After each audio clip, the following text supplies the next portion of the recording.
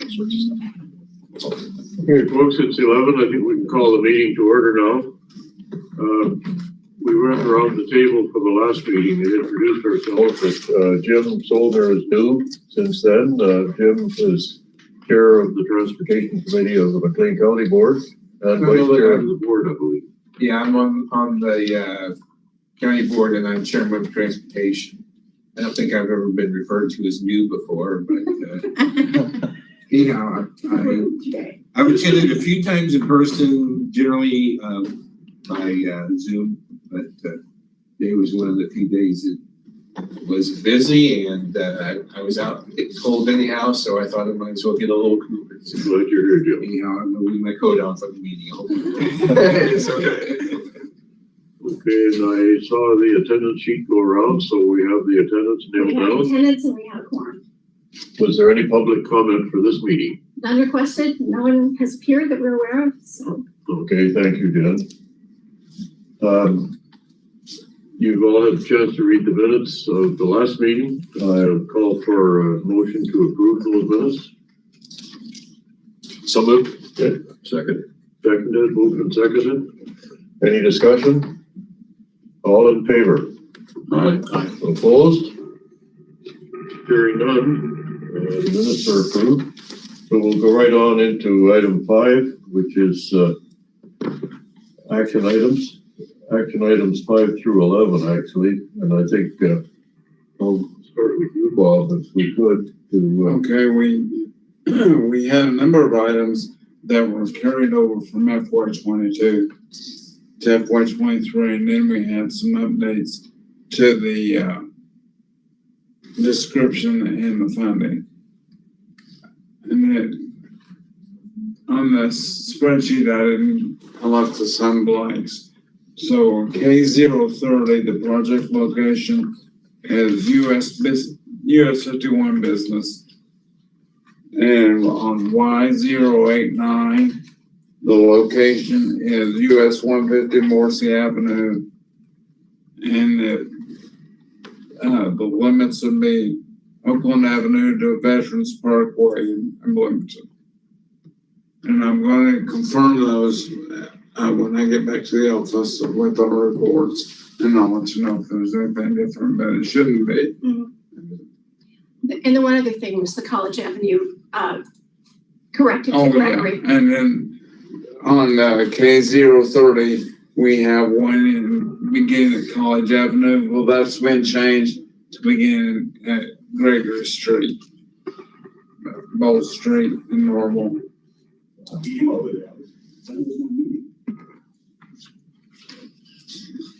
Okay, any other comments on any of those amendments?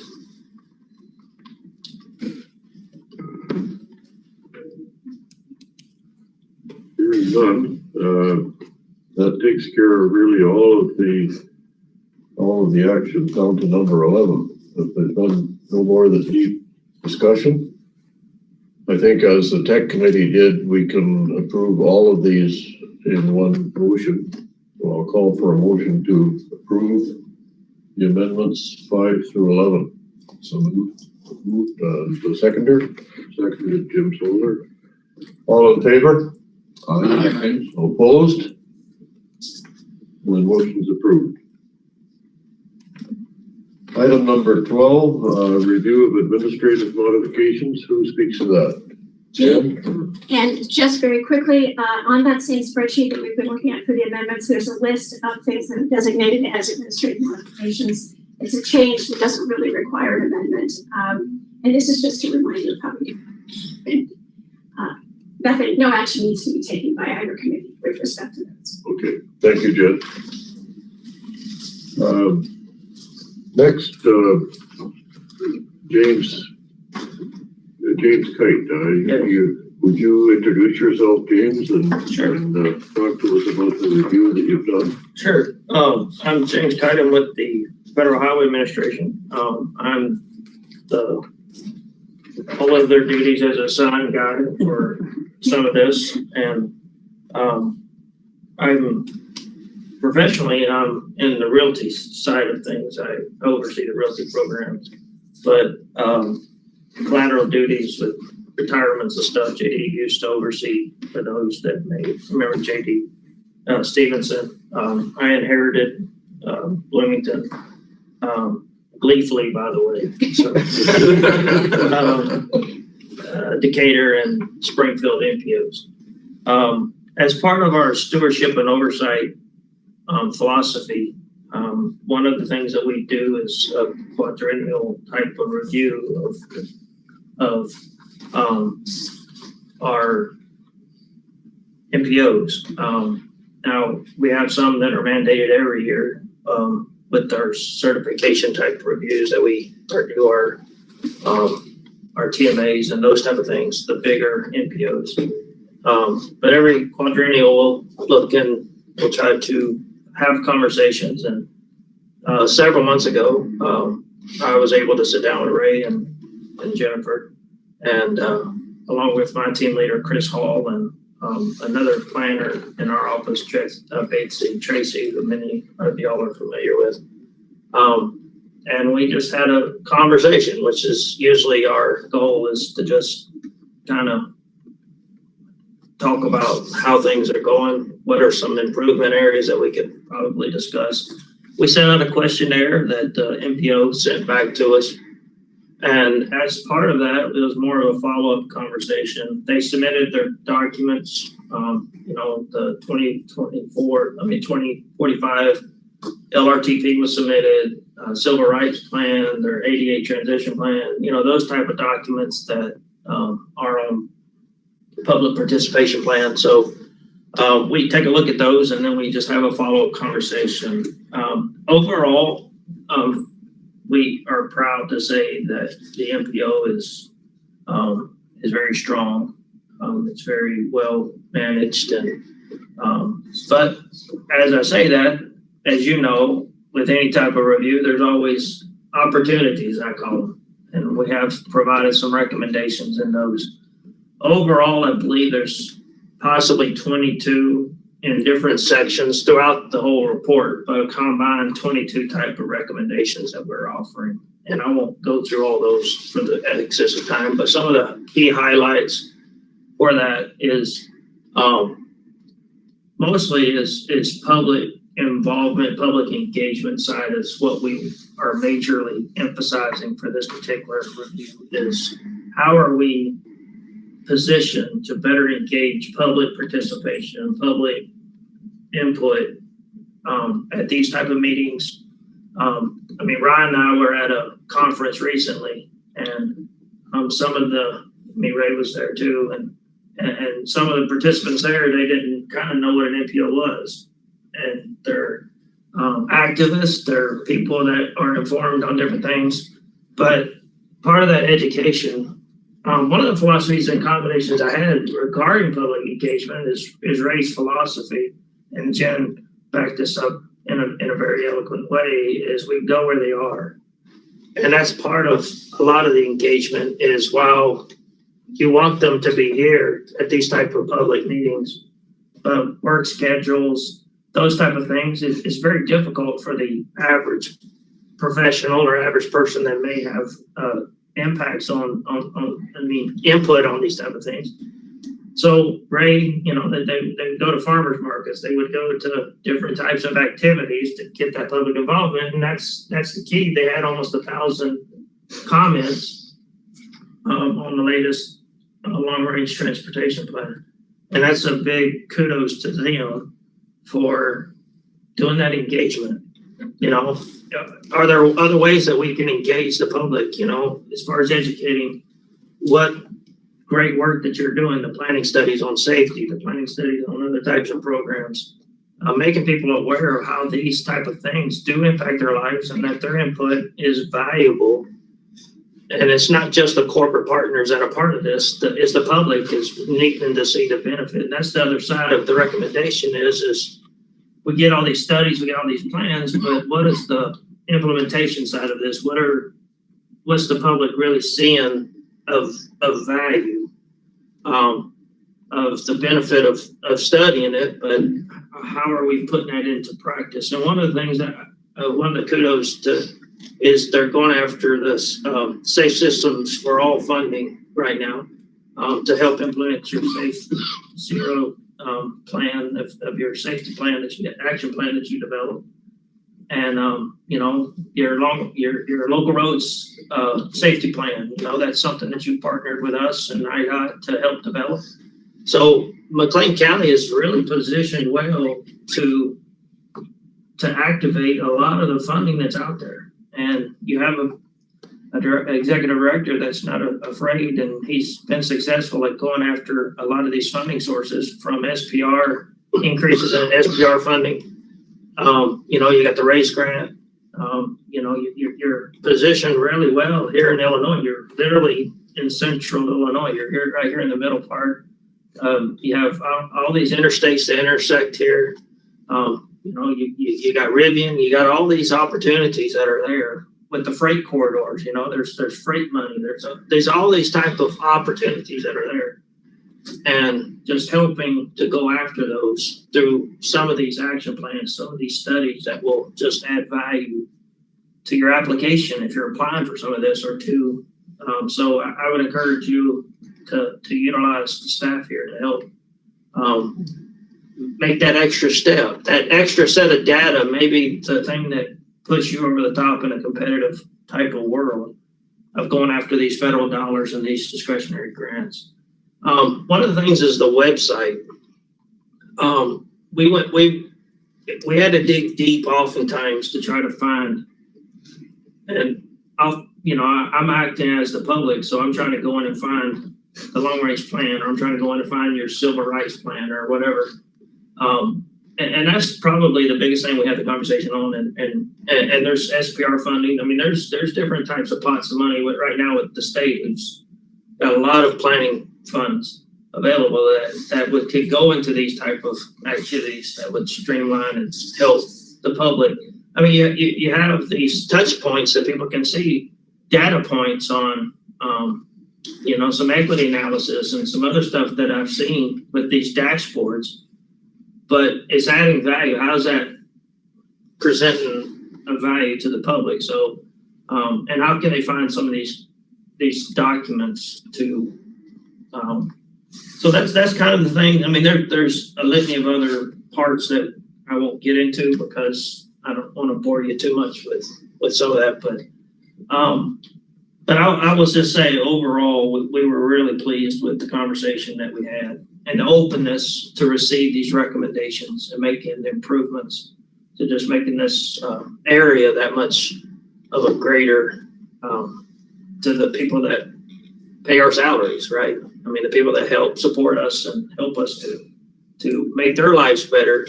One of the things that we would just encourage is just the last part is just really getting after those corporate partners that you have here in the area to support it even to a higher degree, and whatever that's going to take, from State Farm to Country to, you're partnering with the big health groups that are here, but getting those inroads and helping to provide some opportunities because they need your infrastructure more than anybody, right?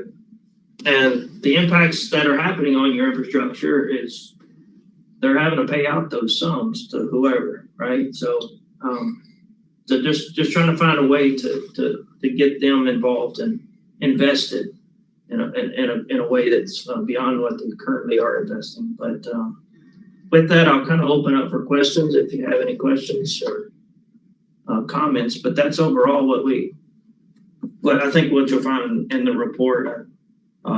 Ray, I don't know, Bob. I know Bob was there with us. I don't know if he's doing it. If you have anything you want to add. Yeah, I'll just add as James said, it was a very good and productive discussion, and just look forward to working on some of these issues and moving forward. Thanks. So I'll turn it back unless there's any other questions. Or are there any specific steps that other NPOs are taking to help with community engagement? Specific strategies that maybe we are following that we could be? One of the things that I identify in here is I think the city of Rockford, the NPO in Rockford, SATS right now is development in Peoria, or the 3 that I'm aware of that have it. I think Champaign may have it too as an E-tip. And it's GIS based, so people can actually go in and see the location. They can see the actual funding source. They can see a lot of the information by just going online and seeing the tip in real time. And plus, here's what we're doing in your neck of the woods type of thing. So it puts it more in a personal level with the public so that they can see what's going on. And I realize that's a huge investment of and time to put into it, but we're really seeing some really success from them, and that's that extra engagement that can tie people in, especially from and SATS right now is developing something for safety transport that can a safety type of deal the same way that they can show to the public as well. So that touch point beyond just the in-person, but is there a way that we can do that from an E-tip type of standpoint? You know, safety heat maps or just type of GIS data that can be used in a public way. That's probably the quickest thing that comes to mind is the E-tip. I think that would provide a great opportunity. No, appreciate that. We appreciate the time that we spent with Federal Highways and IDOT for the review and the comments and feedback, and just to for us to get to know Federal Highways more, because this Chris being in his position, and to get to know him, and also working with IDOT, because that relationship is so important. And in terms of the public engagement, we recently, as James pointed out, we recently completed the MRTP for our region, but also we have done other plans. We have did a lot of public engagement. So for staff, just FYI, we actually trying to see what we have learned, because a lot of times some of the steps and things we do engaging the public, they're the same. And in every project with them, we look for any uniqueness that we can add to it. So we actually trying to build a manual ourselves, in just so that when we do other planning projects, we don't have to try to scratch our heads and start from scratch. And we actually recently, one of our staff members attended the USDOT. They have a public engagement manual. They also had a webinar. So we try to make it easier for us, because we'll be updating regional comprehensive plan for the county and other things. But yeah, thanks for all the comments. We're working on the website actually. We have someone who just got sidetracked by the MRTP. But yeah, definitely there are a lot of great ideas, suggestions on the safety element. We recently got the 2 grants from IDOT, and one is the SPR, it's federal funds. So both of those grants are related to safety. So some of the things you suggested, we probably can take into consideration in terms of when we do the activities for the grants. Those are ideas that we can incorporate, because those are grants to kind of doing public education and public outreach about pedestrians and bicyclists safety, and also safety as a whole. So we got those 2 grants, and we're waiting to hear back on the Safe Streets and Roads for All, the SS4A. And so hopefully we'll get some good news on the SS4A early next year, supposedly. And then Veterans Parkway identified as the most dangerous roadway in our area. So we're glad that we got the race grant to work with IDOT, work with FHWA, all our local partners, and even people not in this room, together to imagine reinventing this 80-year-old roadway to make it much safer. And it's not just for cars. Right now it's for cars only, designed that way. But to how to accommodate pedestrians and people who live and walk and take the buses, connect transit. So yeah, I appreciate the comments and the review at the PBS. Oh, for me, always look for rooms for improvements. Yes. As far as the commission itself is, the planning commission itself is concerned, we're kind of starting with ourselves in terms of informing ourselves as well. And Ray's been very effective in arranging for presentations at each of our meetings from one or two of the stakeholders in the commission and the taxing bodies they represent, and have them present on their own activities. So we've had the airport present, we've had the boards of education both present, and so on. And that's, I think, on the basis that if we start with ourselves, we have a chance of better informing the public. That's helping too, I think. A little public coverage in the press would be great, but our press is kind of fading. With the radio, Sometimes you have to be careful what you wish for. If you want me to know, let me know. Is there anything else that should come before this meeting? I just had a couple things. So you're probably aware of we've had a couple serious accidents on the south side of town. And I believe it was the last one, it was a multi-car, but I believe it had something to do with, was it the road conditions, or do you know? Yeah, I think it was that bridge over Bud Street, right in that area. And then there was another fatal accident, I think, a few weeks ago. And again, I don't recall exactly what the issue were, but obviously if it's weather related, there's not a whole lot that we could do. I mean, the highway department does what they can, salting or whatever. I didn't know whether if speed is an issue over there. And again, I know there's regulations on setting speed limits or whatever, but I was just curious if anybody had any thoughts or had any information about exactly what happened, or just wanted to bring that up. Yeah, I don't know any more details at this time, but certainly that section of Veterans, there's, 45-mile-an-hour speed limit, but that's rarely observed by anybody. Right. Again, I think, you don't hear, obviously occasionally there's an accident on what I call the west side belt line or around the north. It seems like, again, from time to time, it seems like there's more people come around through here. And again, I don't know if they're trying to beat the traffic lights or whatever, but I was just curious if there was any thoughts. So, thanks. Anything else, anyone? Our next meeting is December 16th at 11:30. On that, I'll call for a motion to adjourn. So moved. Seconded. All in favor? Aye. Opposed? You're adjourned.